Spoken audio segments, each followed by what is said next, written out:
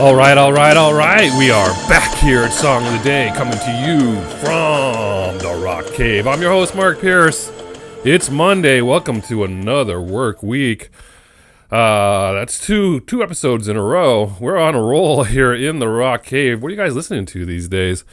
There's a lot of good stuff out there, but I do tend to just stick in my lane, which is a lot of different music.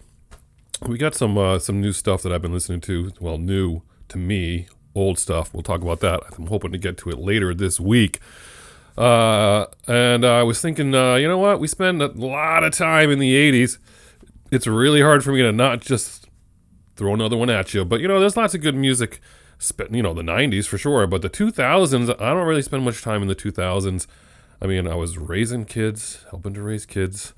There was plenty of Katy Perry and Lady Gaga in the 2000s, which I love because of my daughter. So anyway, you kind of forget. It's all kind of all a blur when it comes to music.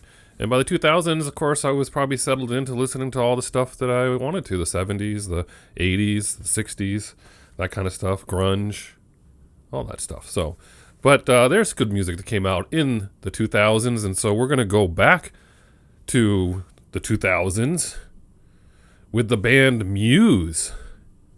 I don't think we maybe have done Muse once in the cave, possibly, maybe season 2. I'm not sure. I'd have to go back and look. But this English band was formed in 1994, and they had some funny first names. Their first name was Gothic Plague. Names of bands are super important, I think, when it comes to success. Gothic Plague certainly would evoke certain kinds of imagery for music. Then these guys met. They didn't go to school together, but they were playing in bands at young ages, and then they got together. And then they changed their name to Rocket Baby Dolls, a goth glam band. And in 1994, they won the Battle of the Bands contest, and they changed their name to Muse.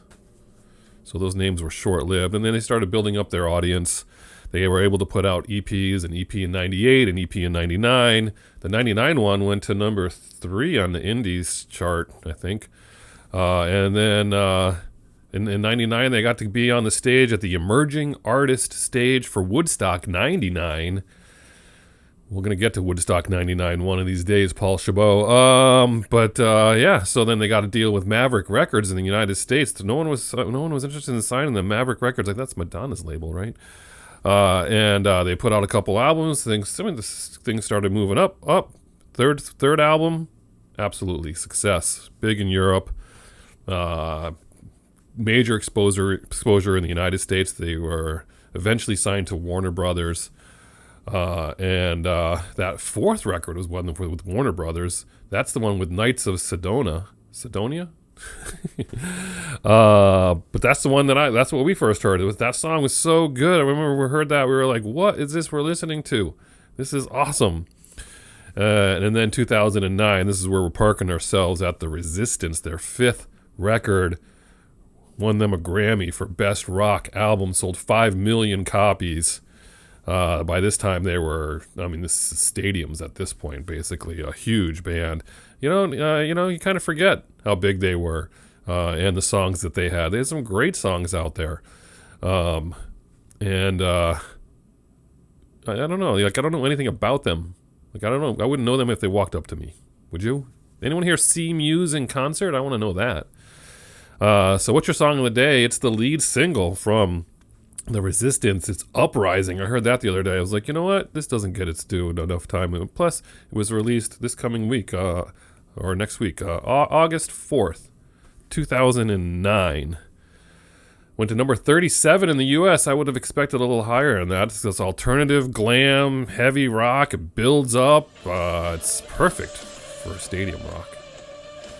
And of course, 2012, I might mention that they put out the second law with that song Madness on it, which was also one of my favorites. But Uprising is your song of the day from Muse. Good stuff. Spending some time in the 2000s. Maybe we'll do a little bit more of that this week. Whatever you're doing today, I hope it involves music. Put on Muse and amuse yourself. Have a good one. I'll catch you on the flip side.